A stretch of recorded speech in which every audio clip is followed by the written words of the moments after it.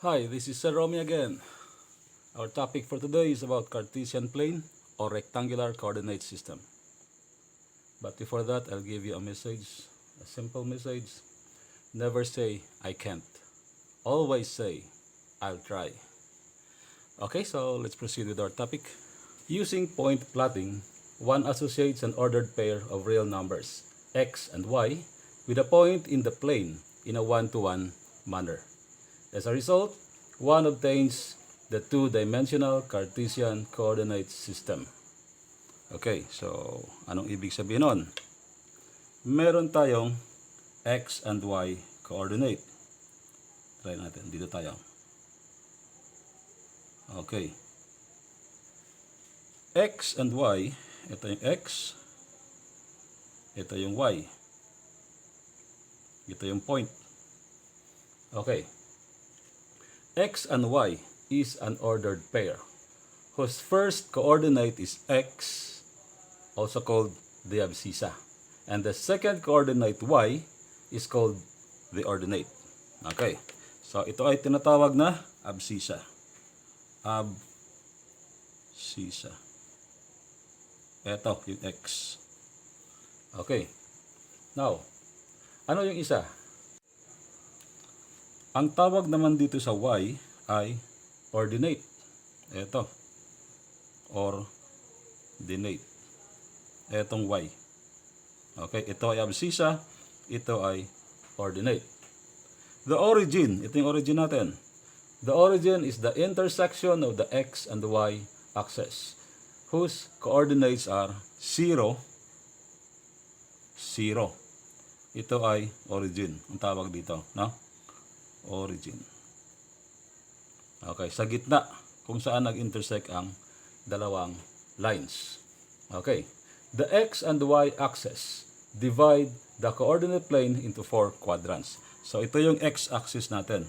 X-axis. Ito naman ay y-axis. Okay.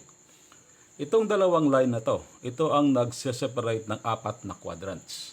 Ano yung isang quadrant? Ito ay quadrant 1. Okay, tingnan natin. Quadrant 1. Quadrant 1. Okay, itong isa ay quadrant 2.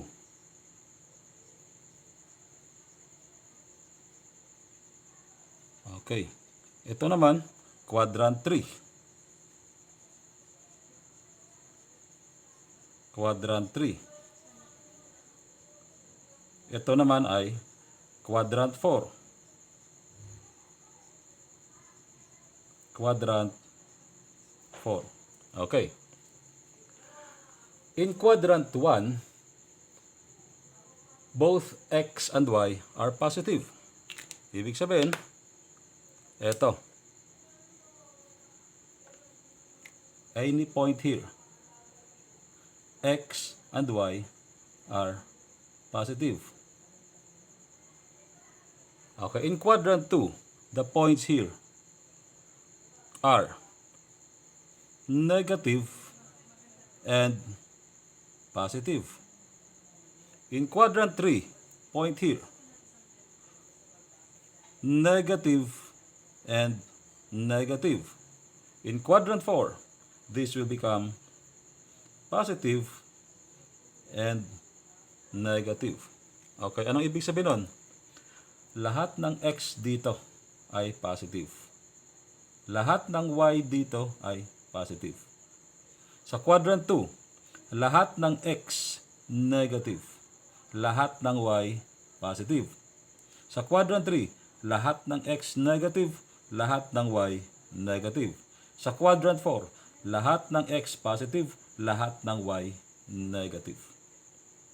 Okay, lahat ng points dito. Lahat ng points dito. Lahat ng points dito sa quadrant 1. Ito yung quadrant 1 natin. Ito yung quadrant 1. Lahat ng points dyan. Lahat ng points. Positive ang x, positive ang y. Lahat ng points sa quadrant 2. Lahat ng x ay negative, lahat ng y ay positive.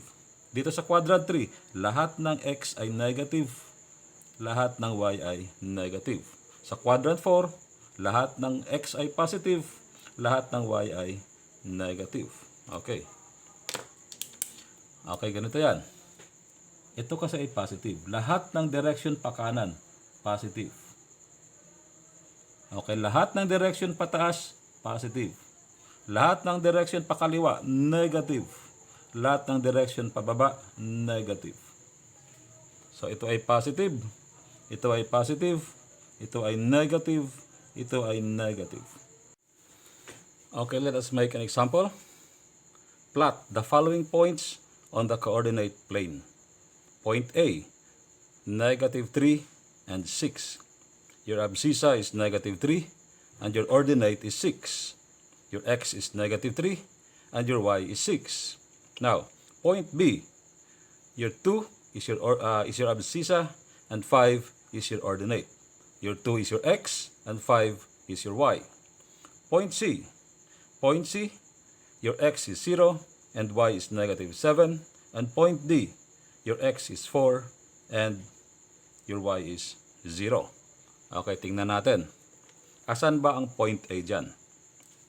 Okay, gagawa ka ngayon ng Cartesian plane o rectangular coordinate system. Ito yung 0 mo. Ito yung point of origin. Andito yung 0 kung saan nag-intersect yung dalawang lines. Ito yung x-axis mo. Ito yung y-axis mo. Okay, ito yung positive, papunta sa kanan. Ito yung positive ng y, papunta sa taas. Lahat ng papunta sa kaliwa from 0, negative. Okay, from 0, pababa, negative y. Okay, hanapin natin ngayon ang point A. Okay, ganito lang yan. Titingnan mo yung x, negative 3. Hahanapin mo ngayon ang negative 3 dyan. Negative 1, negative 2, negative 3. Okay, ito na yon. Negative 3. Ngayon, ano ang y mo? 6. Ibig sabihin pataas. Kasi positive eh. Eto. Ngayon, hahanapin mo ngayon ang point of intersection nila. Saan sila nag-intersect? Ito yung 6. Papunta ron. Okay. Ito yung negative 3. X. Papunta rito. So, ito yung point mo ngayon. Kung saan sila nag-intersect. Ito ang point A. Okay. Ano ang ordered pair nito? Negative 3 and 6. Okay. Ito hindi na ito importante. Hindi na ito kailangan isulat eh. Hindi na kailangan isulat ito.